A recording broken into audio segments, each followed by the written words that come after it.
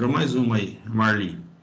Beleza, gente, dando continuidade, então, na UC 6.1, que fala sobre programas, tá? Então, sobre programas de segurança. Então, nós temos aí um monte de programas, né?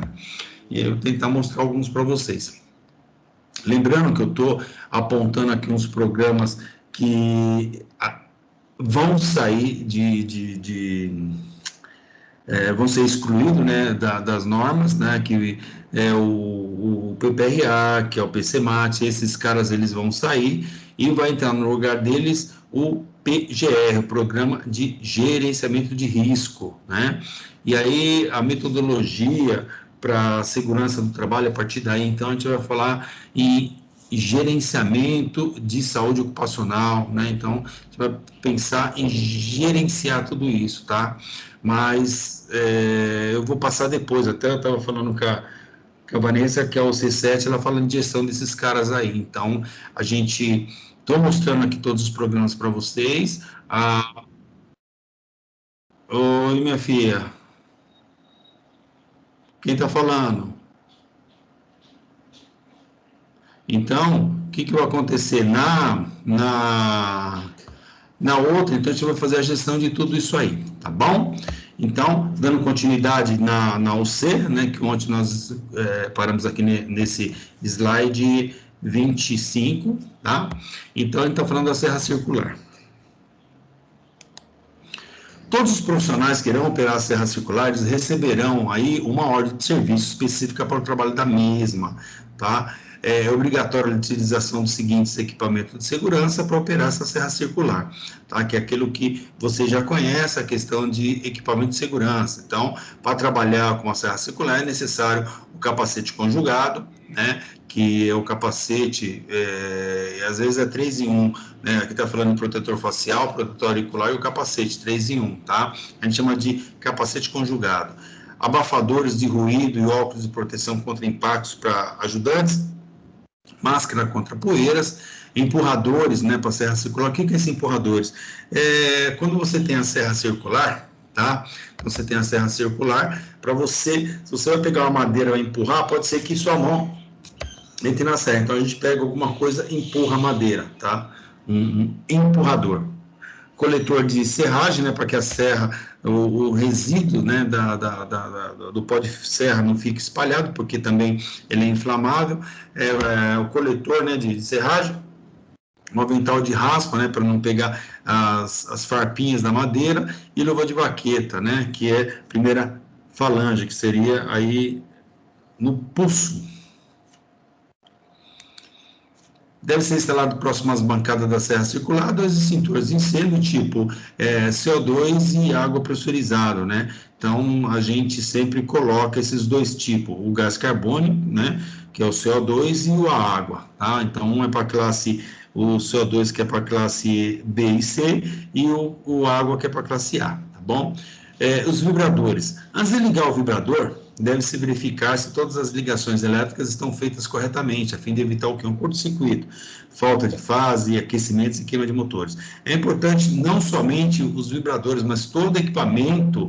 É importante a gente sempre dar uma olhada e fazer uma manutenção nos cabos. Estou cansado de ver extensão, que o camarada joga extensão e passa carro por cima, passa carrinho, passa não sei o quê, e começa a estragar, começa a deteriorar de uma forma com que ele pode ficar os cabos assim para fora, né, desprotegido, e pode um encostar no outro e dar um corte, tá bom?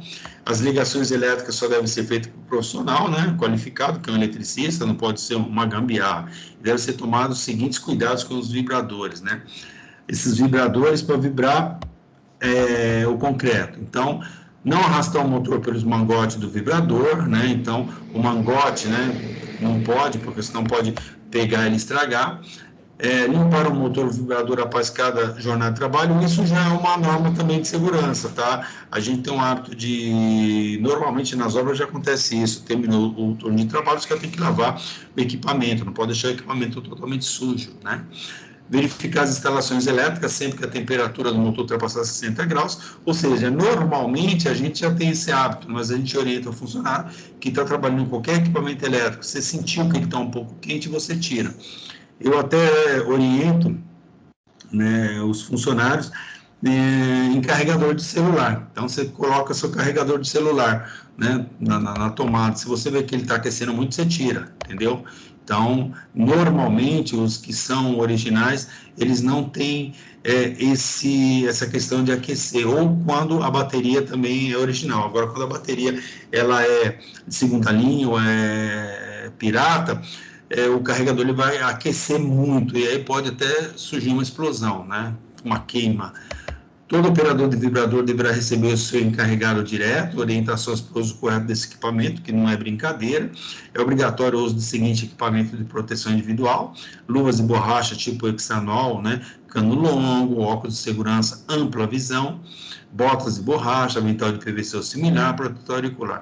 Talvez esses equipamentos de segurança que eu esteja falando, aí talvez pode soar um pouco diferente, né, para algumas pessoas que nunca viram equipamento de segurança. Vocês vão ter uma aula, né, só de equipamento de segurança, mas é importante já começar a se familiarizar com esses caras. Óculos ampla visão é aquele que fecha tudo, né? Então ele fecha todo, né, para que não venha respingo nem por cima, nem pelo lado, tá bom? O normal que a galera usa é Rio de Janeiro, só protege em cima e não protege as laterais, tá? Botas de borracha, essa bota normal que vocês conhecem por aí, avental de PVC, ou avental normal, tá bom? E o protetor que tem tipo plug ou concha. As retroescavadeiras, poclém e caminhões, né? Então são equipamentos para fazer arrancar terra ou para movimentar terra, né? E o caminhão, que é para transporte desse material. Todo operador de máquina deverá ser orientado, né, através de ordem de serviço específica para o tipo de equipamento a ser operado, assim como deverá, de preferência, ter habilitação. Então, veja só, o cara, na hora que vai utilizar um equipamento desse, o cara tem que, primeiro, ser habilitado, né? Ele tem que ter curso específico para isso, porque um monte de alavancas, cada alavanca ela faz um trabalho, e pode ser que o cara, se não for treinado, ele pega um negócio desse aí e vai fazer errado, pode ter graves consequências, tá bom? Todo equipamento motorizado deve ser feito periodicamente a manutenção preventiva, né, conforme também programa específico. Então a gente cria um programa de manutenção do veículo, né, tanto da retroescavadeira, enfim, qualquer veículo fora de estrada que tiver na empresa, e também, né, os que forem caminhões, ônibus e por aí vai, a gente faz uma manutenção. Se o setor de manutenção não tiver, a gente tenta adotar isso para que tenha, né, sempre essas manutenções, tá bom?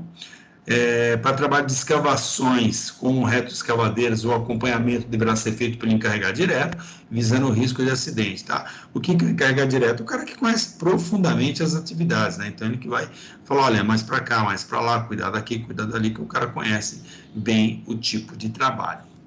As escadas em andames, né, as escadas retas ou prolongadas devem ser presas corretamente, evitando o risco de acidentes desnecessários para a improvisação.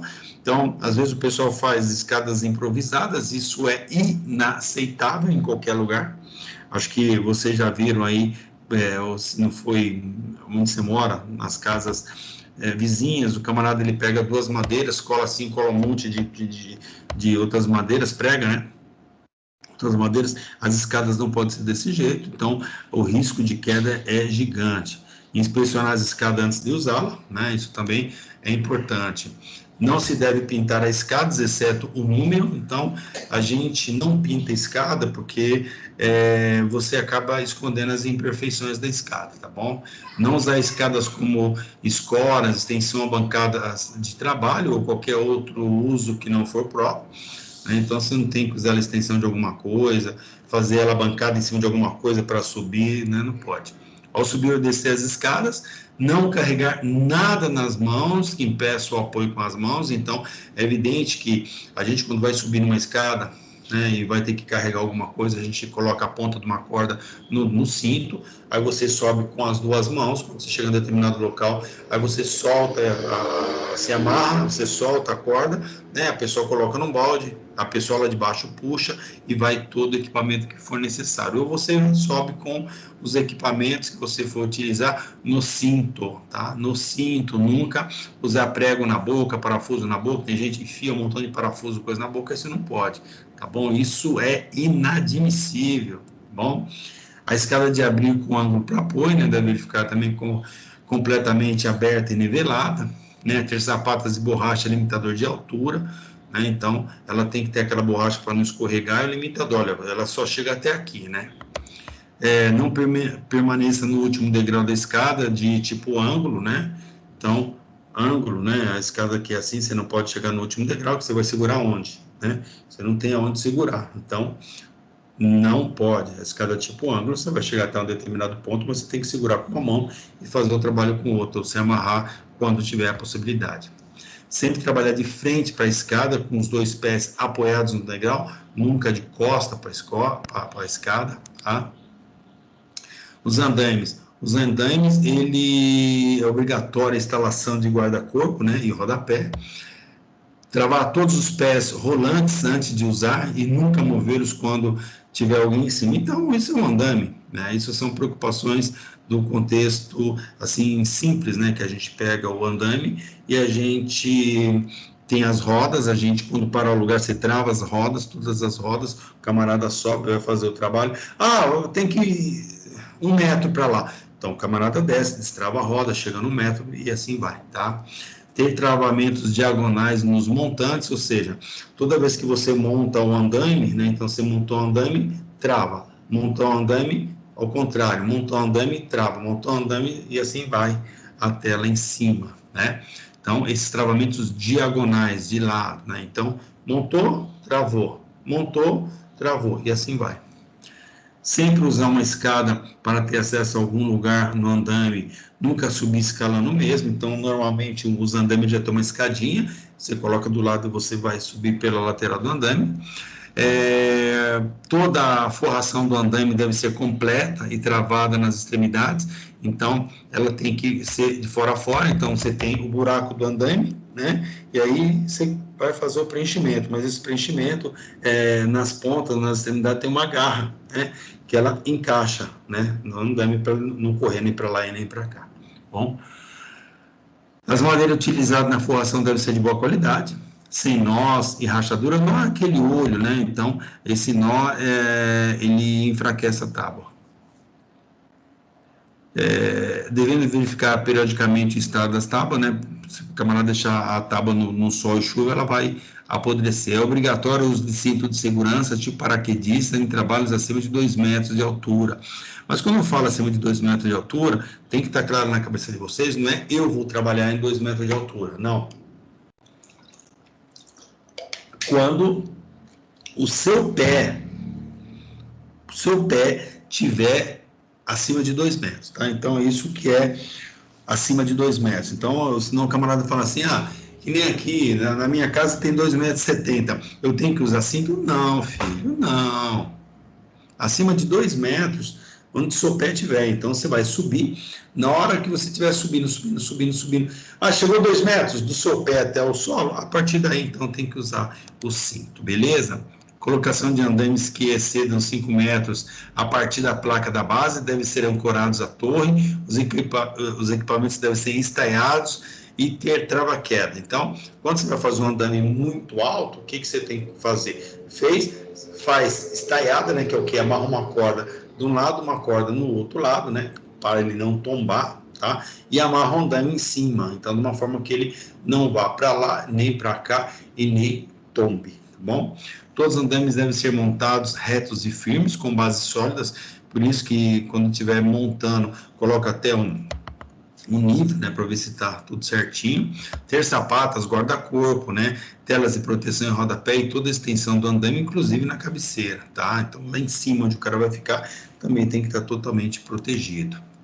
As escavações e fundações, qualquer movimento de terra por intervenção manual ou mecânica perturba o equilíbrio do conjunto, lógico, né? Então, você vai fazer uma fundação, uma escavação, o equilíbrio, né, da Terra vai totalmente ficar enfraquecido. Então, sendo o desabamento o maior risco existente, o qual, para ser eliminado, basta que se observe os regulamentos em vigor e adote os aspectos técnicos aprovados, tá bom?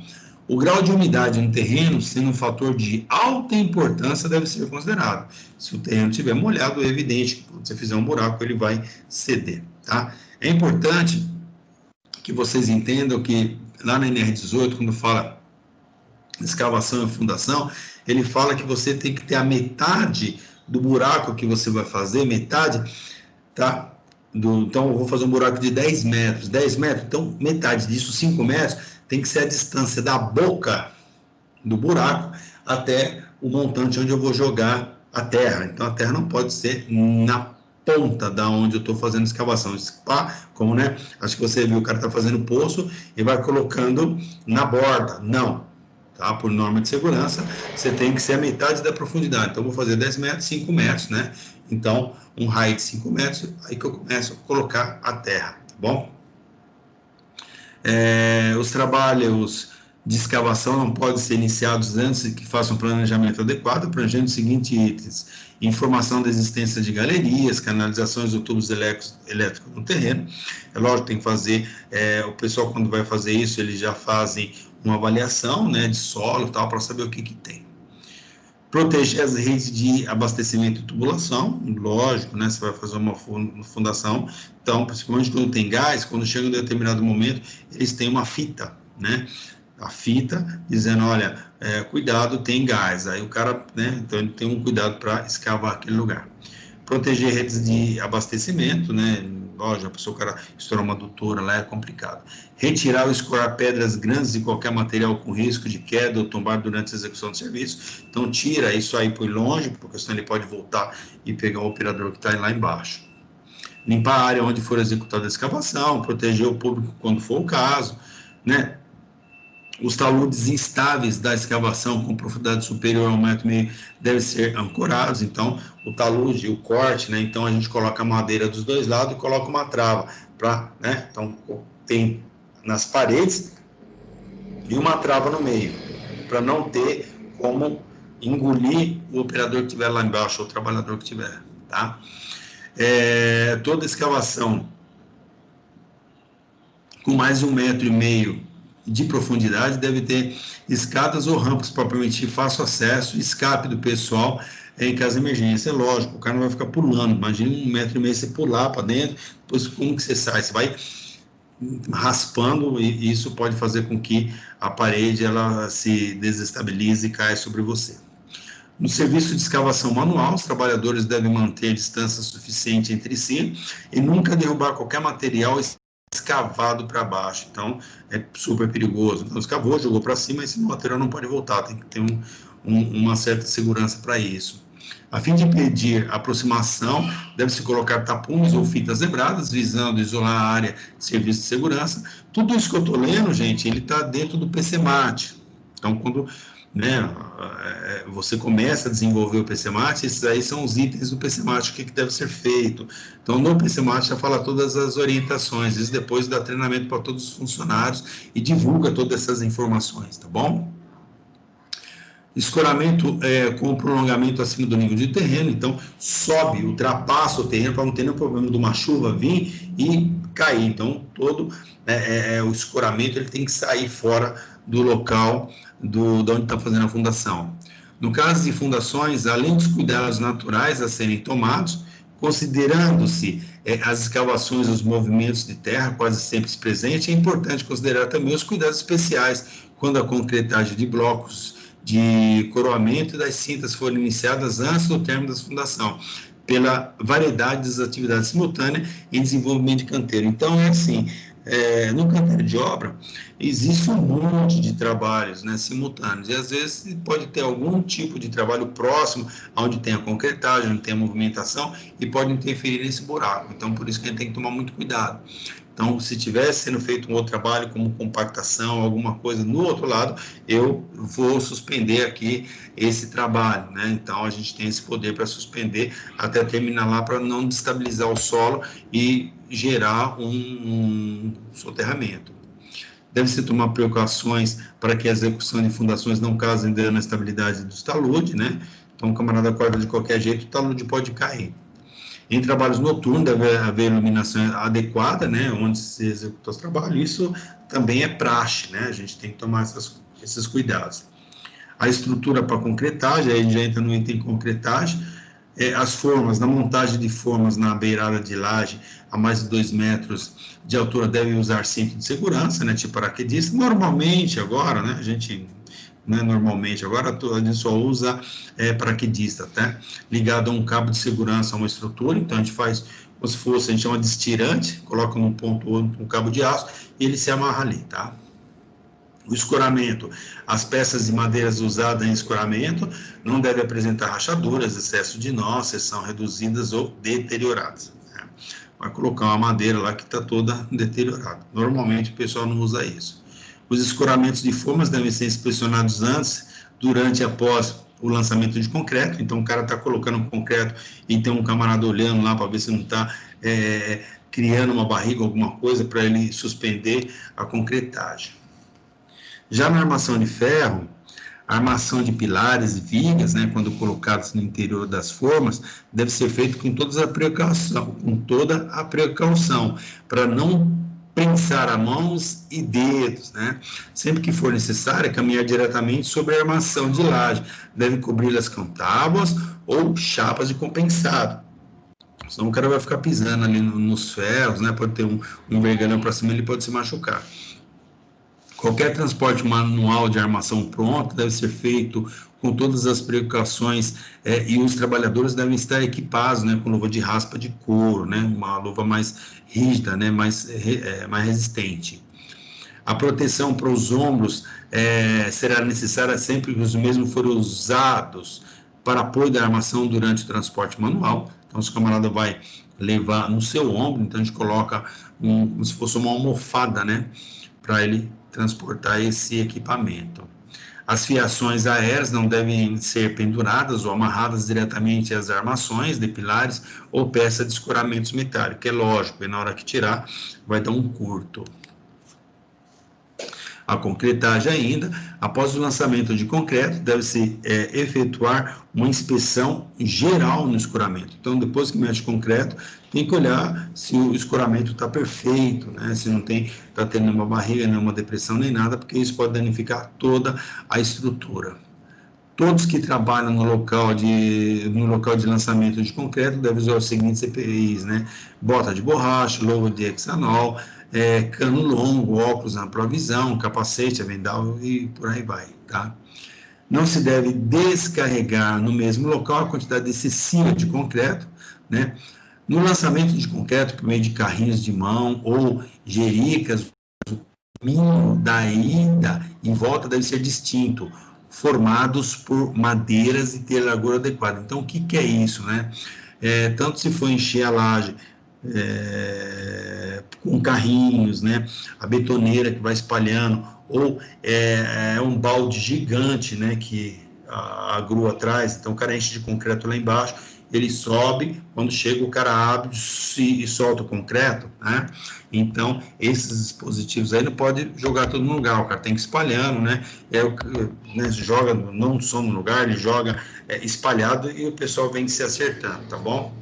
A desmontagem de forma, as peças retiradas da forma devem ser posicionadas fora da área de retirada e de escoramento de forma, né? Então, fora da circulação de trabalhadores e rampa, porque tem prego, tem tudo, então a gente manda colocar fora, da onde as pessoas não podem passar, tá?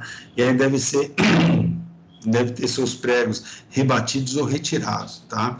Normalmente a gente manda retirar, mas às vezes o camarada, para não perder tempo, ele começa a rebater, tá?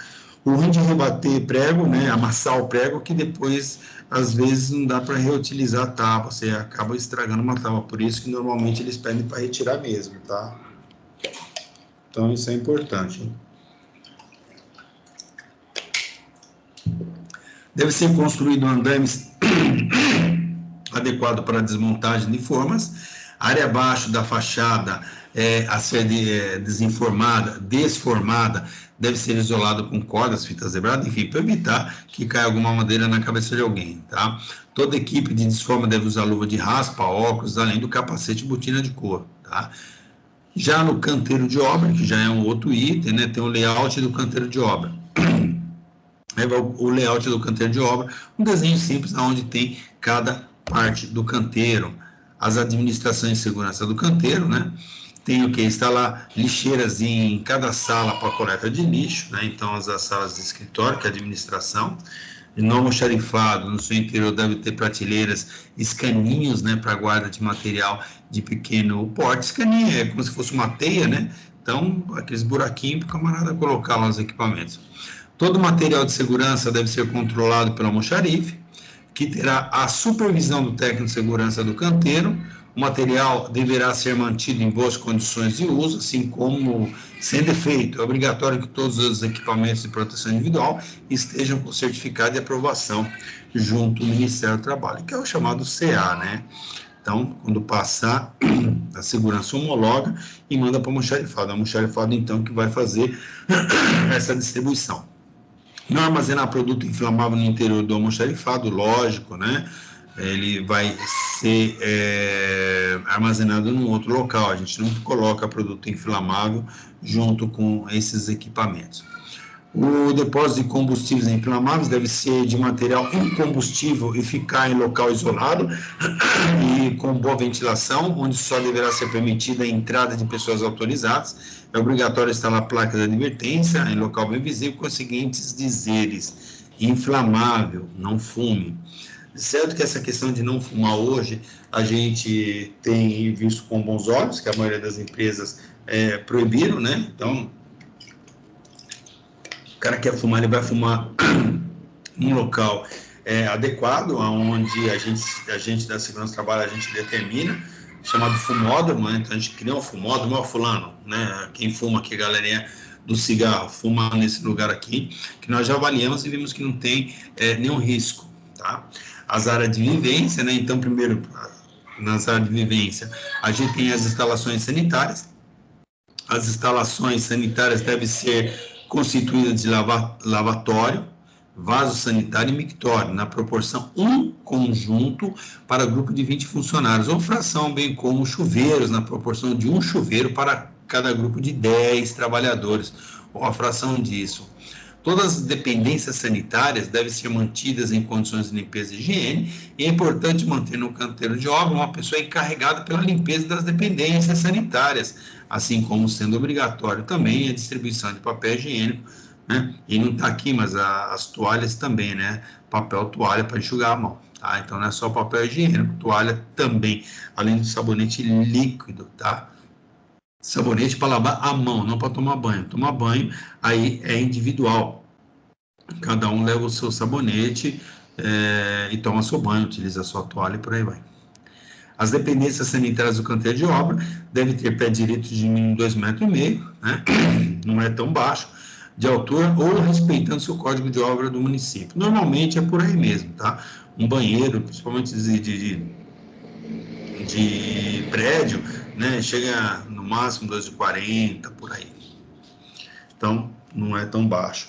Nos lavatórios, né? Devem possuir torneiras de metal ou plástico, ter espaçamento mínimo de 60 centímetros entre torneiras, ter revestimento interno de material liso, impermeável e lavável, né, para não criar bactérias.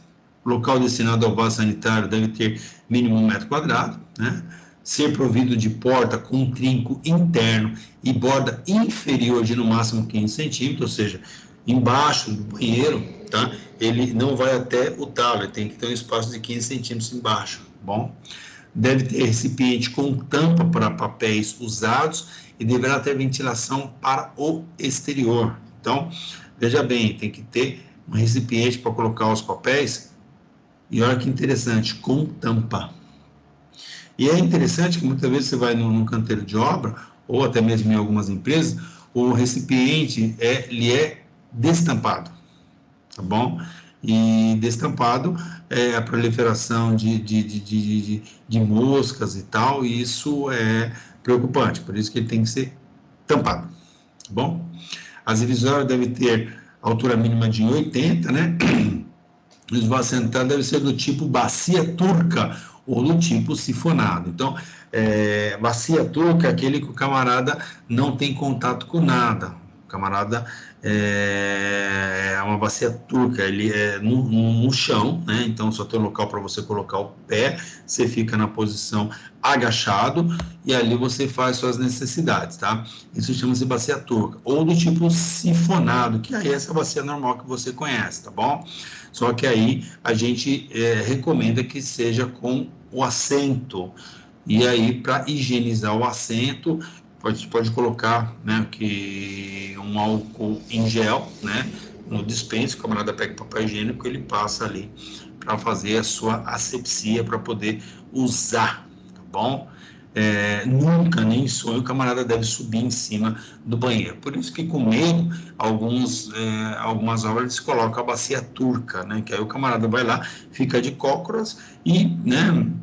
O agachado vai lá, faz o que tem que fazer e não enrola muito, né? A pessoa tem até hora de falar que a bacia turca é para peão não fazer hora, porque se for um banheiro normal, né, com uma bacia sifonada, o peão senta, fica lá uma hora, ainda mais agora, né, olhando no WhatsApp, né, olhando Facebook, por aí vai. Então, na bacia turca, o cara não consegue ficar muito tempo enrolando.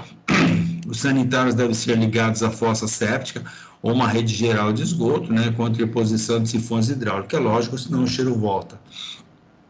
Os mictórios devem obedecer às seguintes características, né, ter revestimento interno de material liso, impermeável, lavado, ter descarga automática e ser ligado a uma fossa séptica também. O mictório deve ficar à altura de 50 centímetros, né? Então tem padrão para isso também, tá? Já no local do chuveiro, a área mínima de utilização de cada chuveiro é de 80 centímetros, tá? Com altura de 2,10 metros. Os chuveiros podem ser de metal ou plástico, individuais ou coletivo, dispondo de água quente. Os chuveiros devem ser aterrados adequadamente. Quando fala assim, individual ou coletivo, antigamente colocava, né, no espaço único, né, um montão de chuveiro, a galera ficava lá. Mas para ter uma certa privacidade, colocaram essas paredes no meio, tá? Os pisos devem ter caimento que segure o escoamento da água, né, para a rede de esgoto, quando houver, e ser de material antiderrapante ou provido de estrados de madeira. Certo que a gente, tanto quando coloca estrado de madeira como estrado de plástico, ele tem que ser higienizado, né, com cloro constantemente, tá? Porque às vezes o camarada toma banho, o nosso corpo tem gordura, né, tem tal, sujeiras até mesmo, ele fica nesses pallets, né, nesses estrado, né? Então, ficando nesse estrado, depois, se entra um cara lá que está com uma frieira, também pode ser contaminado. Por isso que a gente recomenda que o camarada tome banho de chinelo, tá? Deve haver um suporte para sabonete e cabide para a toalha correspondente a cada chuveiro, tá bom? Isso não sou eu que estou inventando, é a norma, tá? No vestiário, os armários de funcionários deverão ser pintados com tinta lavável ou revestido com material à base de fórmica. Não deve estar amassados ou avariados nas portas e deve ter divisórias, né, que estabeleça rigorosamente o isolamento das roupas de uso comum do uso do trabalho. Então, normalmente, esses vestiários, ele tem 3 divisórias. Então, a divisória mínima em cima, que é para você colocar seu sapato, a divisória do meio, que é a roupa limpa, embaixo a roupa suja ou a roupa de fábrica. E aí você inverte, tá bom? Ter pé direito mínimo de 2,5 metros, né? E ou respeitando o código de obra. Na área de lazer, obrigatória a instalação de banco suficiente para atender os usuários com largura mínima de 30 centímetros. Então, ter banco para a galera sentar. No local das refeições, o local destinado para as refeições terá que ser isolado, né? Ter piso de concreto, cimento ou de outro material lavável e adotado de cobertura para proteção contra intempéries, né? Como você vai comer no local descoberto, tá? Ter pé direito mínimo de 2,80, ou respeitando-se que determina o Código de Obras do município de obra, né? O local para a refeição não deverá ter comunicação direta com as instalações sanitárias, nunca. Então, não pode fazer o restaurante perto do banheiro, né? um exemplo, tem que estar distante. As recomendações, que fornecer obrigatoriamente água potável e fresca para os trabalhadores por meio de bebedouro de jato inclinado, sendo proibido o uso de copos coletivos, né? Então, a não ser se a empresa ela colocar copo descartável, mas ambientalmente a galera não põe, coloca só o jato, né? O camarada coloca a boca lá e já era. Isso é importante.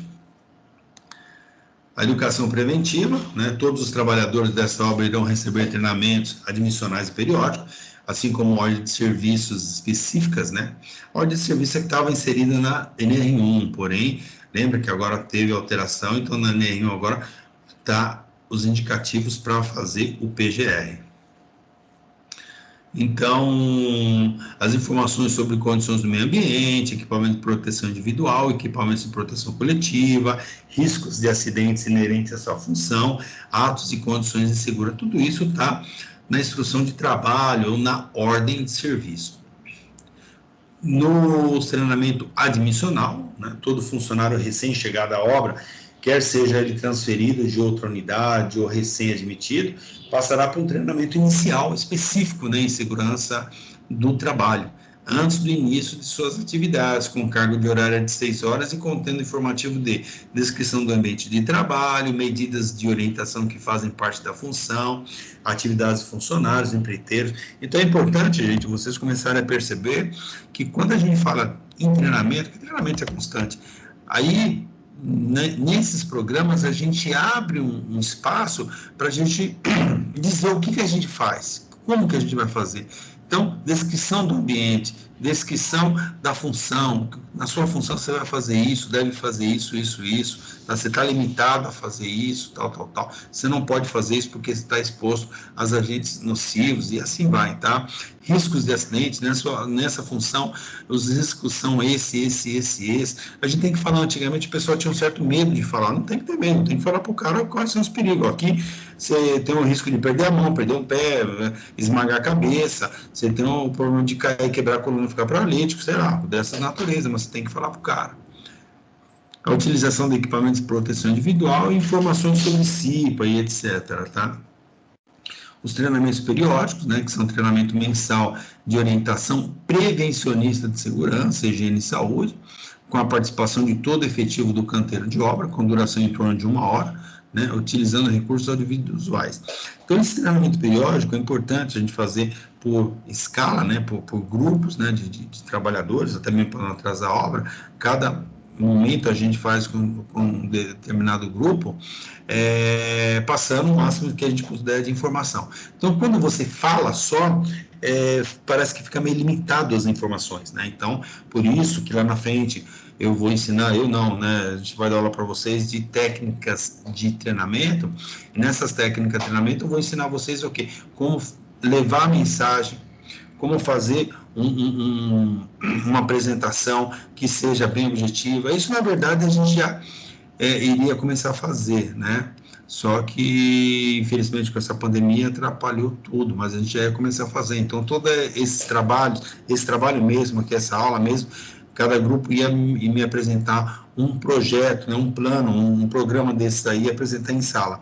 E cada vez que você apresentasse em sala, eu ia corrigindo vocês até chegar na excelência, né? A ponto de você aprender a fazer um bom slide, você aprender a colocar realmente o que interessa, colocar fotos, que as fotos, elas identificam bastante coisa, tá bom? Então, isso vai ter lá na frente, tá? Treinamento específico por função, que é treinamento de capacitação técnica, então a gente vai pegar somente aquela galera que tem uma formação específica para dar um treinamento direto para eles, né, específico da função. Operação e manutenção de máquinas, né, então a gente sempre vai ter aí esses treinamentos na operação e manutenção delas. Operação de serra circular, policorte, furadeira, esmerilhadeira, martelete pneumático, por aí vai. Também, constantemente, a gente fala, e quando a gente vai dar esse treinamento, às vezes nem somos nós, tá? Pode ser que eu pegue uma empresa que ela fabrique ou ela revenda todos esses materiais. E ela, né, é meu parceiro, porque eu compro dela, e eu peço para ela vir me dar treinamento. E então ela vem, tá, com o pessoal de quem produz, ou, né, a empresa fornecedora ou a empresa que fabrica esse equipamento, os caras vêm ensinar a gente. Então é muito bom, porque o dono, né, o dono da marca, o cara que fabricou, que vem ensinar, fala, isso aqui é feito assim, a melhor forma é assado e tal, então isso é fantástico, tá bom? É fantástico, então a gente não precisa ficar com vergonha, a gente liga pro fabricante e fala, meu, vocês dão treinamento, damos, quanto que é? Ah, é de graça, não é de graça, eu vou pagar, tá? Porque eu vou ter certeza absoluta que essa galera são os top, que é o cara que inventou. Imagine, olha a diferença, você tendo uma aula de uma furadeira, né? Uma furadeira, sei lá, uma furadeira qualquer aí, um treinamento do profissional, tá? Um profissional normal de construção civil, ou do fabricante. O fabricante tem o pessoal técnico, que é o cara que desenvolveu a máquina, que vai te ensinar. Então, imagine só como que não é super aproveitoso. Bom, capacitação para eletricista, então eletricista constantemente a gente tem que dar treinamento e incluir NR10. Direção defensiva para motoristas e operadores de máquina, isso também entra, né, da direção defensiva, tá bom? As considerações finais, né, já indo para o final do programa, segurança do trabalho, a obra deverá adotar, além das normas estabelecidas nesse plano, né, todas as normas legais que se relacionam com os trabalhos que executarem, em especial a NR18, né, que é as condições e meio ambiente do trabalho na indústria da construção. É proibido o trabalho de menores de idade no canteiro de obra, isso já é lei para todo mundo. Deverá também ser designado para esta obra técnica de segurança do trabalho de acordo com o NR4, né, lá no seu quadro 2, que é o dimensionamento do SEST. Para o transporte de pessoas, fazemos as seguintes recomendações, não é permitido o transporte de pessoas em veículos específicos para carga, né?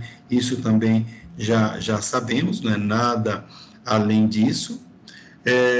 Os transportes de pessoas, quando feito por caminhões, esses devem ser adaptados com assentos, cobertura, escadas de acesso, carroceria mantida em condições de higiene, né? Lógico, né? Então a gente já tem que ter essa condição também.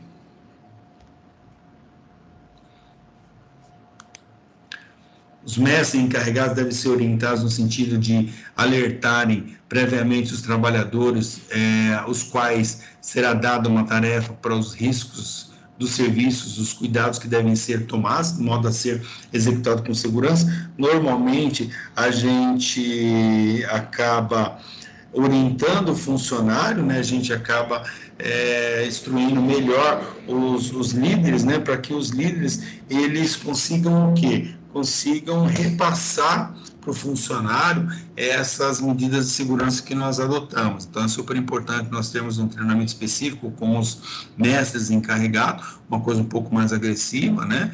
Para ele poder ser os nossos olhos dentro da obra.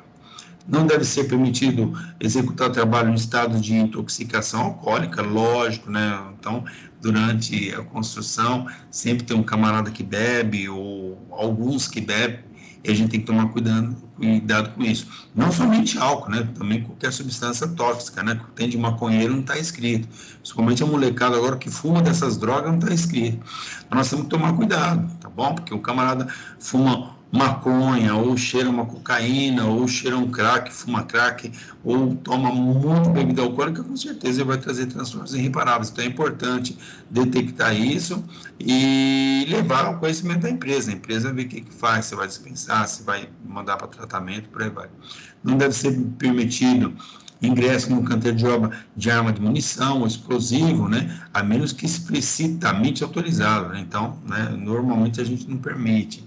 Ah, mas o cara ele é segurança, a segurança, tá bom, então vai deixar. Normalmente a gente permite só o segurança, às vezes vai lá o dono da obra, ou vai um presidente de alguma coisa, ele tem uma segurança lá, ou a própria empresa, ela contrata policiais paisanas ou segurança para tomar conta. Em qualquer ponto da obra onde houver risco de queda e de projeção de material, é obrigatória a instalação de proteção coletiva, né? Então, tem risco, proteção. É obrigatória a proteção contra quedas na periferia da construção e nas escavações, lógico. O guarda-corpo deve ser de proteção sólidas, convenientemente fixadas, instaladas nos lados expostos das áreas de trabalho de andaime, conforme o modelo que segue em anexo. Então, a gente sempre coloca equipamento de proteção, né, para que nenhum funcionário, por um acaso, porventura, venha e desequilibre e caia, tá bom? Aí na medicina do trabalho, nós temos que o atestado de saúde ocupacional emitido pelo médico, que realiza os exames, deverá ser arquivado junto à ficha de registro do empregado, né? Lógico, a gente tem que pegar a ficha, o exame médico e coloca na ficha dele. Então, quando pega a pasta do funcionário, tem toda a vida laboral dele, tá? Deve constar no atestado de saúde ocupacional o nome completo, número de registro da identidade, carteira profissional, sua função, definição de apto e inapto, né, para a função específica, né, que vai exercer, se estiver exercendo, exerceu, né, nome do médico encarregado do exame, endereço da forma de contato, né, data, assinatura do médico encarregado pelo exame carimbo, contendo o número de inscrição no CRM, tem que ter o número do CRM do médico. Dar ênfase à vigilância, também o combate ao mosquito transmissor da dengue, tomando medidas saneadoras permanentes, tais como detetização de todo o canteiro de obra, no início e a cada 3 meses, eliminando todo e qualquer recipiente que possa coletar água de chuva, latas, objetos plásticos, vidros, pneus, etc. Eliminar água estagnadas no solo ou nas calhas do telhado, tampar adequadamente os reservatórios de água, bem como esvaziar e limpá-los interiormente com escova mensalmente. Então, é interessante que a proliferação de dengue, né, ou desses mosquitos aí, transmissores de doença, é gigantesco. Porque pode ser que deixa ferro do lado, pode pousar, empoçar água, ou tem latas de tinta, ou latas não sei o que, enfim, né? Materiais no contexto geral que eles podem o quê? Empoçar água. Aí a proliferação desses mosquitos são tamanha, por isso que tem que detetizar toda a obra, principalmente essas grandes obras, tá? As medidas preventivas de cólera, né? Que é destino adequado das fezes humanas. Então, tem que ser destinada a uma fossa séptica, né, ou se tiver rede de esgoto, proteção de água de consumo, evitar o consumo de alimentos crus, especialmente peixes, né? Então, por isso que nesses locais dificilmente vem, ou já vem meio que preparado, tá? Ou vem e eles já fazem na hora. Legumes, frutas e verduras deverão ser devidamente lavadas antes do consumo, né? Aí uma cozinha especializada já pega tudo isso, coloca numa água com hipoclorito de sódio, né? O cloro, né? E para matar todas as larvas, depois lava e aí vai fazer a salada. A educação sanitária do trabalhador, difundindo os hábitos de higiene pessoal. Tem muita gente numa obra que não sabe limpar a bunda ou não limpa a bunda, tá? Palavra curta e grossa é essa. Tem camarada que faz o seu xixi não se limpa, né? Não enxuga seu piruzinho, e isso prolifera também. Tem um monte de doenças que pode ser proveniente disso, especialmente de lavar as mãos antes de comer e após utilizar as instalações sanitárias, tá? Então, a gente pega muito pesado nisso, em questão de antes de comer, a camarada deixa, lava a mão com água, sabão. Hoje a gente até pensa que passa álcool, aí vai comer, depois que come, lava a mão de novo. Quando vai no banheiro, a gente orienta para utilizou. São 2 momentos, gente, que a maioria das pessoas fazem errado. Você vai no banheiro, o primeiro lugar você tem que chegar e lavar as mãos. Lava as mãos, aí vai fazer sua higiene. Depois, lava as mãos e sai fora. Por quê? Você, quando entra dentro do banheiro, você está com a mão contaminada. Contaminada onde? Da obra, de qualquer coisa. E o que você vai fazer? Fazer um xixizinho. Então, sua mão está contaminada. Aí você vai pôr a mão onde? No seu órgão, né? Ou a mulher vai se limpar. Então, o que acontece? A contaminação da mão, ela passa. Porque a maioria dos homens, principalmente, né? Vamos falar em homem, camarada põe a mão no seu pênis, depois balança, né? E aí, ou seja, se tem alguma coisa na mão, alguma contaminação, alguma, né, que ele pegou, ele passa para o seu órgão genital. E aí depois ele vai para onde? Aí que ele vai lavar a mão. Então, como se o pênis dele estivesse sujo. E ao contrário, o pênis está limpo, ele está quieto ali. Você tomou banho, ele está quietinho, né?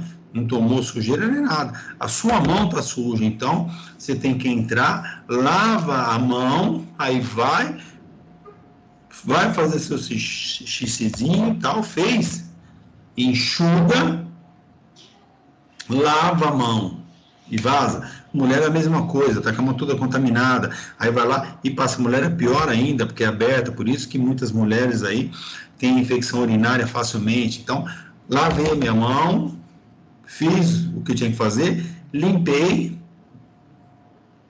tô com a mão agora com resíduo, vou lá, eu lavo e vazo. Por isso que normalmente a gente não coloca porta, tá, na saída. Então no banheiro tem porta, né, no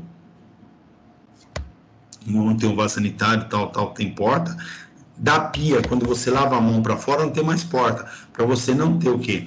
Lavou a mão e pegar na maçaneta e voltar toda a sujeira. Então você já sai totalmente higienizado do banheiro. Presta atenção, isso é muito importante, tá? Muito importante. Então, essa educação sanitária do trabalhador, difundindo-se hábitos de higiene pessoal, tá? É muito, principalmente o camarada vai lá, não lava a mão e já tá com a mão suja, limpa a bunda lá e limpa muito ruim, que ainda fica resíduos na mão dele, ele pega na mão do outro e tal, então aí põe na boca, enfim, então já sabe os problemas, o que? Sobre cólera. Especialmente o da lavar as mãos antes de comer e após utilizar as instalações sanitárias. Isso você tem que bater na tecla, assim, fortemente. Imunização contra tétano, né? Obrigatória vacinação antitétano por ocasião da admissão do funcionário e as doses sucessivas de reforço. Então, todo mundo que entra na construção civil normalmente já toma uma dose de tétano, né? Antitétano, né? Que é para imunizar. Até porque lá está cheio de ferros, né? Pode cortar o pé, pode se machucar, então já está imunizado. Transporte do acidentado, manter na obra um veículo para atender esses casos de emergências médicas, tá? Quando é o caso de acidente de trabalho, primeiro, a comunicação, o acidente de trabalho deve ser comunicado até o primeiro dia seguinte ao da ocorrência, em caso de morte de imediato, a autoridade competente sobre pena de multa. A CAT terá o seu preenchimento sob a responsabilidade do encarregado administrativo ou auxiliar administrativo da obra, com todos os dados nos seus devidos campos, em 6 vias, como segue, que a primeira via fica no INSS, a segunda no segurado, a terceira no sindicato, a quarta no pessoal, né, a quinta no setor de segurança do trabalho, né, e a sexta no Ministério do Trabalho, tá? Será realizado na unidade de saúde mais próxima do local onde ocorreu o acidente. Encarregado de auxílio ou auxiliar administrativo deverá fixar junto à Caixa de Primeiros Socorros a relação de endereços e telefone das unidades de saúde, clínicas e hospitais próximos ao canteiro de obra, em condições de prestar atendimento em caso de acidentes, lógico, né? Então, eu coloquei eu peguei o mapa, né, o Google Maps, e aí eu escaneei e coloquei a rota, né, então de segunda a sexta é para levar no posto de saúde se for de dia, e de segunda a sexta à noite, sábado e domingo, no Hospital do SUS. Isso fica dentro do carro que vai socorrer, então já fica lá dentro, o camarada sabe para onde eu vou, isso já está ali onde deve ir. Aí tem que ter uma caixinha de primeiro socorro. A caixinha de primeiro socorro, a gente sempre pede orientação para o médico, tá bom? Não vai colocando o que você acha que deve colocar, não. Sempre consulte o médico. Às vezes os camaradas querem encher de remédio lá e não pode. Se você tiver departamento médico, o médico que resolve. Se não tiver departamento médico, eu quero ter uma caixinha de primeiro socorro. Não coloque remédio que não seja autorizado pelo médico, tá bom? Tem que conversar com ele. Só na caixinha de primeiros socorros, aí é essas coisas assim, termômetro, tesoura, algodão, gás, esparadrapo, atadura, band-aid, cotonete, água oxigenada, álcool, mercúrio, aí tem, né, até que se o médico autorizar, sorrisal, colírio, né?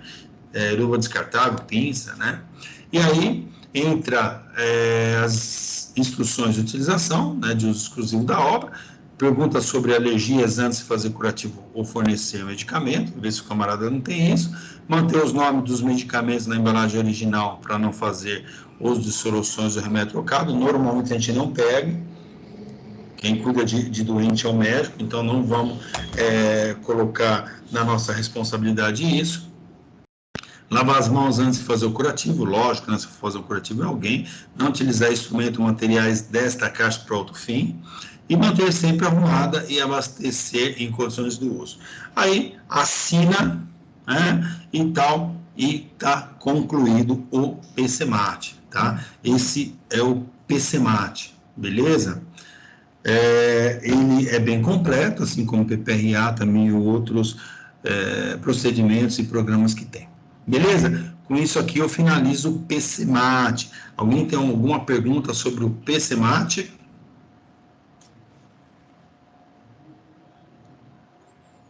Galera, alguém tem alguma pergunta? Professor, a minha pergunta é sobre as escadas. Você estava falando que só a partir de 2 metros é que ele precisa usar o cinto, é isso?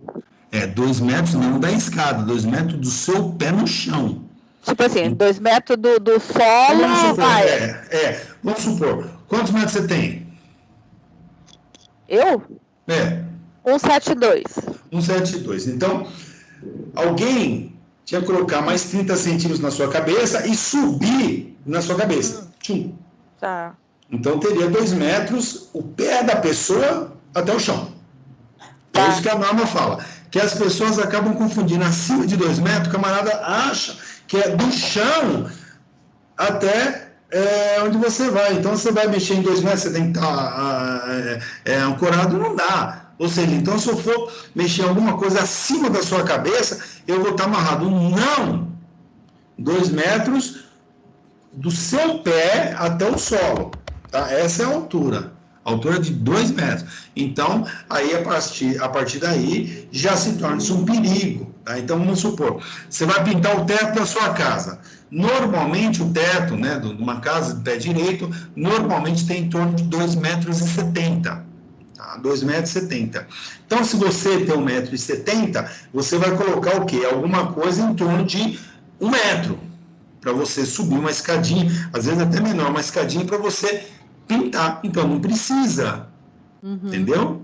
Então, é isso que tem que estar muito claro. É acima de 2 metros de altura, né? Que aí você está acima disso, aí realmente é perigoso, porque acima de 2 metros de altura, que seria próximo do teto da sua casa, você cair, com certeza é uma queda gravíssima. Tá. Beleza? Mais alguma coisa? Outra coisa, essa caixinha de primeiros socorros aí, que nem no nosso PCMSO, já vem lá a listinha, tipo a farmacinha, o que a gente deve ter lá na caixinha, já vem lá prontinho. Tá, mas ela vem remédio? Na verdade, não me recordo de remédio, não. É só mesmo... Não, o medo é remédio, sabe? Porque, igual lá na empresa. Não. Lá na empresa tem remédio, mas o médico que autorizou, o médico falou assim, você pode colocar, como que é para cólica menstrual, atroveran. Então, você pode deixar atroveran, você pode deixar Dorflex, você pode deixar Benegripe, você pode... essas coisinhas básicas, o médico autorizou. O médico falou, isso você pode, deu o nome, nós colocamos. Metiolate. Isso tem, água oxigenada. Mas isso é para curativo, né? Agora, para tomar, então, por dor de cabeça. Aí fala assim, para dor de cabeça, paracetamol. Eu tenho paracetamol, então ele tem paracetamol. Tem outros lá. Aspirina, eu não sei se é aspirina. Enfim, tem alguns que o médico fala assim, esse pode. Então o médico lá falou, esse você pode comprar, eu autorizo. Acabou, então a gente compra aquilo que o médico mandou. Então, a pessoa, mas eu não tomo esse. Você tem um remédio para pressão? Não, não tenho. Lógico que não vou ter. Tem um remédio para diabetes? Não tem. Então tem aqueles muito básicos autorizados pelo médico. Entendeu? Então, a gente tem que tomar cuidado, porque senão coloca remédios que não são autorizados para o médico e pode dar um problema grave. Então, a gente tem que tomar muito cuidado, tá? Mas se no seu caso já vem a caixinha pronta, você está sossegado. Vem a listinha lá no PCMSO falando o que é para conter na caixinha de primeiros socorros. Então tá sossegado, aí tá mais tranquilo. Aí é o médico que tá mandando, você tem respaldo disso aí. Beleza. Mais alguma pergunta? Professor, Oi. nesse caso da sua empresa que tem esses medicamentos, quem está autorizado a dar para o funcionário? É o DP. Então tem uma caixinha, que nessa caixinha ela tem, né, tem a caixinha de primeiros socorros que são para o primeiro socorro, né, que é gases, tal, o cara se machucou, vai ser feito. No outro, então tem paracetamol, tem o Dorflex, tal, aí fica no DP, aí o funcionário vem, nossa, eu estou morrendo de dor de cabeça, aí o máximo que o cara do DP vai falar assim, olha, eu tenho Dorflex, eu tenho, sei lá, paracetamol e Doril, sei lá o nome, né, do remédio. Aí o cara, não, eu prefiro isso, tá bom, você toma isso? Eu já tomo, então beleza. Eu nunca tomei, né, mas estou com uma dor de cabeça assim, né, opa, você nunca tomou isso? Não é uma questão constante? Não, então, peraí que você vai para o médico, aí vai para o hospital e lá ver, entendeu? Mas quando são essas coisas rotineiras, igual mulher menstruada, não sei o que, eu tô com cólica. E não precisa assinar nada, né? Não assina nada, não. Dando esse remédio. Não, só pega. Eu tô com cólica, tal, aí toma Troveran. Você é acostumado a tomar Troveran? Eu sou acostumado a tomar Troveran. Então, tudo bem, você toma Troveran, tem uma Troveran. Então, uns remédios muito básico mesmo, que o médico autorizou, ele justificou o porquê de cada um desse, né? Aí, beleza? Fala, Romerico. Nada. Fala, Romerico. Professor, tá me ouvindo? Tô. Tá me ouvindo? Tô. Então, lá na empresa, tem caixinha de medicamento. Aí, acho que foi o que o médico receitou. Lá tem Buscopan, tem Benegripe, alguma coisa de gripe. E só as coisas essenciais mesmo para fazer curativo. Certo. Tá perfeito. Então, você acabou de falar, o médico autorizou, então, nós estamos tranquilos, o médico autorizou, o médico mandou colocar isso aí, filhão, eu estou tranquilo, eu estou sossegado, né? A única coisa que o médico lá da empresa, ele não permitiu e não permite, não quer que tenha um medidor de pressão. Aí eu fui questioná-lo, eu falei, mas o porquê, doutor? Ele falou, porque é o seguinte, as oscilações de pressões, elas têm uma segunda causa. E aí não é só o cara tá com pressão baixa, você dá alguma coisa para subir, o cara tá com pressão alta, ele tomar alguma coisa para baixar. Tem que ser uma avaliação médica, porque deve ter um outro agregado com isso, com essa troca de pressão, que pode trazer problemas graves, como até mesmo um infarto. Então, o camarada chegou, tô assim, leva para o hospital. Não é para medir, tá? Mas sabe o que é, doutor? A minha recepcionista, ela está fazendo um curso de enfermagem, né? Ou era técnica de enfermagem. Falou, não interessa. Quem afere é o médico. Tudo bem? Não me deixa ninguém aferir pressão.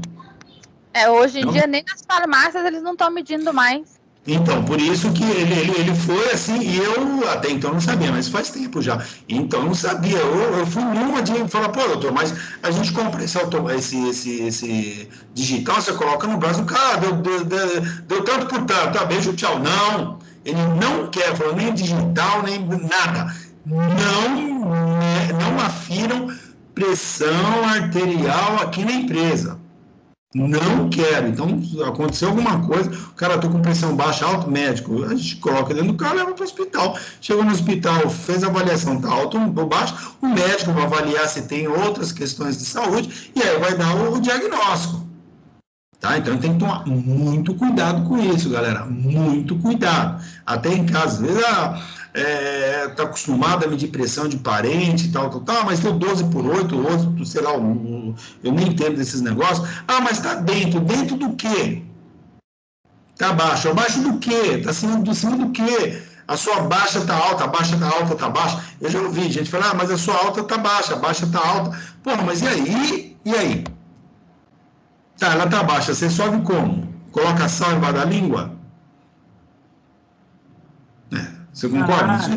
Se teve uma descompensação de pressão, pelo amor de Deus, é no hospital, leva no hospital o camarada lá, o médico vai ver, ó, então a pressão está baixa, a pressão está alta, tal, você toma algum medicamento? Não, então a gente vai fazer exames complementares, pelo amor de Deus. Tá? Eu sei que tem muitas empresas aí que o cara tem um medidor de pressão lá. Enfim, o médico me deu essa orientação e eu achei pertinente, estou compartilhando com vocês. Beleza? Mais alguma pergunta, gente? Tá bom, não tem nenhuma pergunta desse assunto? Oi, filha. Pode falar. Roberico, você está com a mãozinha levantada aqui, quero ver. Nada? Então, professor, não pode... Não Tá me ouvindo, professor? Não, agora eu tô. Então, quer dizer que não pode medir, não pode medir a pressão do colaborador dentro da empresa. Se não pode. A pressão baixa, leva para o hospital. Ou você consulta seu médico, você fala, doutor, e aí, eu posso ou não posso? Se seu médico da sua empresa falar assim, pode, e você me liga, aí é outra questão, porque ele pode te dar essa opção, falar, ó, ô Roberico, você vai fazer o seguinte, você vai medir a pressão do cara, e você vai me ligar. E aí eu falo o que tem que fazer. Aí tudo bem, aí você vai lá, coloca o aparelhinho, deu X, aí você liga para o doutor, eu estou com fulano aqui, deu X por Y, e aí? Aí ele vai falar o que tem que fazer. Ah, tudo bem, não tem problema. É um médico que está atestando, está acompanhando, entendeu? Ô, Milton. Tá, fala, Luciano. E quando tem uma clínica dentro da fábrica, que é no caso onde eu trabalho, tem uma clínica. Aí os caras mesmo se viram, né? Porque lá deve ter enfermeiro, deve ter médico, e aí eles mesmo vão dar todo o suporte. Eles são capacitados para isso, tá bom? Então, se tem lá um enfermeiro, tem um médico, entendeu? Então, ele vai fazer a aferição, ele vai fazer um montão de questionamento e a partir daí ele pode te conduzir ou ligar para o médico. Tem um monte de atendente de enfermagem que ele faz a aferição, olha, tá dando X por X, aí ele já liga para o médico, ó, doutor, tá dando X por X, e aí, o que eu faço?